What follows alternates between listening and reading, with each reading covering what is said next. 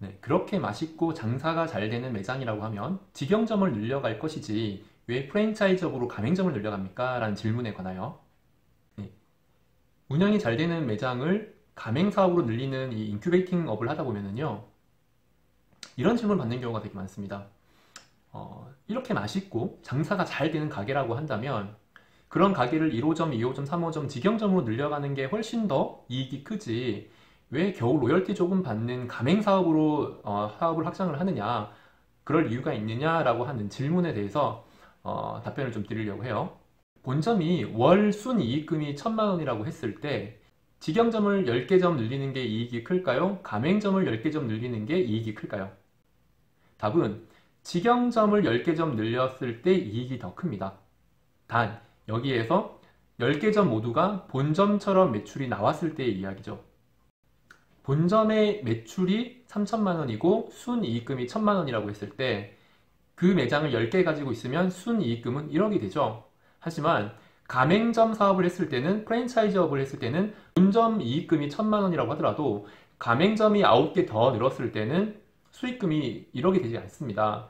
가맹점의 사장님은 점주님이 되시잖아요. 그러다 보니까 대부분의 수익은 점주님이 가져가시고 본점은 프랜차이즈 본부는 로열티나 물류 수익금 정도가 되는데요. 그 수익금이 직영점의 수익금보다는 훨씬 적죠. 보통 10에서 15% 정도 됩니다. 다시 얘기하면은 가맹점 1호점이 매출이 3천만 원이 나왔다고 하더라도 가맹점에서 3천만 원의 매출이 본부에 미치는 영향은 매출의 한 5에서 10% 정도가 됩니다.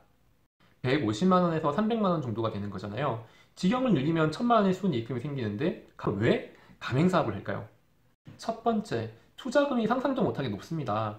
한 개 매장을 낼 때 최소한 1억 정도 든다고 했으면 10개 직영점을 운영하기 위해서 필요한 자본금은 얼마입니까? 얼마죠? 10억이죠. 단순 계산을 했을 때. 하지만 가맹사업은 실투자자가 가맹 점주가 되기 때문에 내가 투자하지 않고 매장을 늘릴 수가 있습니다. 하지만 그것보다 더 중요한 게 있어요. 본점이 매출이 3천이고 순이익금이 1,000만 원이라고 가정을 했을 때 직영점 2호점, 3호점, 4호점, 5호점 늘려나갈 때 그 매장들도 다 매출이 3천만 원, 순이익금 1,000만 원을 벌어들인다는 보장이 없습니다. 보장이 없다기보다는 그 가능성이 굉장히 희박해지죠. 매장이 늘어날수록 그 가능성은 반비례하게 됩니다. 그 이유는 뭐냐면 본점이 성공한 요인은 사장인 내가 매장을 직접 관리했기 때문에 관리한 이유가 굉장히 커요. 왜냐하면 여기는 내 매장이기 때문에 지나가다가 휴지 조각 하나가 떨어져 있어도 그 줍는 그 성인은 내가 사장이기에 그걸 주울 수 있는 경우가 되게 많아요. 그런데 아무리 믿는 매니저 체제라고 하더라도 매장이 2호점, 3호점, 4호점 늘어나면은 어쩔 수 없이 그 매장들은 매니저에게 맡기게 되고 내가 그 매장들을 돌아다니게 되면은 그 집중력은 분산되게 되겠죠. 거기다가 매장이 한 5개라고만 생각을 하더라도 내가 하루에 그 매장에 투자할 수 있는 시간이 몇 분이나 될까요? 5분의 1이 될까요? 아닙니다. 5분의 1도 되지 않아요. 그 이유는 그 매장을 이동하는 거리가 생각보다 많이 걸리기 때문이에요. 보통 매장과 매장 사이의 이동거리는 30분에서 1시간 정도가 걸리실 거예요. 그러면 그 매장을 이동하는 거리만 하더라도 서너 시간에서 5시간 정도 걸린단 말이죠. 그렇기 때문에 매장이 5개가 되는 순간 내가 그 매장에 집중할 수 있는 시간은 5분의 1도 되지 않고 10개면요? 10개면 돌아다니면서 끝날 수가 있어요. 내가 이동만 하고 잠깐 보는 5분 정도, 매장을 볼 수 있는 시간은 5분 정도? 그리고 또 이동을 해야 되기 때문에 그렇기 때문에 그 집중력이 현저히 저하되게 됩니다. 그렇다고 해서 직영점 체제가 성공한 경우가 없느냐? 그렇지는 않습니다. 스타벅스가 성공한 케이스라고 할 수가 있는데요. 스타벅스는 흔히 우리가 전부 직영 체제라고 알고 있습니다. 하지만 그조차도 내부적으로는 또 점주가 있고 투자자가 있고 그렇게 운영이 된다고 하더라고요. 그렇기 때문에 실제로 누군가가 투자를 하고 실제로 운영 주체가 있다 그러면 어찌되었건 가맹 형태라고 보시는 게 더 가까울 수 있어요. 그래서 우리나라가 직영 체제로 성공한 매장이 없는 건 아니지만 크게 확장하기에는 프랜차이즈 형태가 훨씬 더 적합하죠. 제가 아시는 분들 중에서도 직영점이 운영이 잘 돼서 2호점, 3호점, 4호점 늘려나가신 분들도 많이 계시는데요.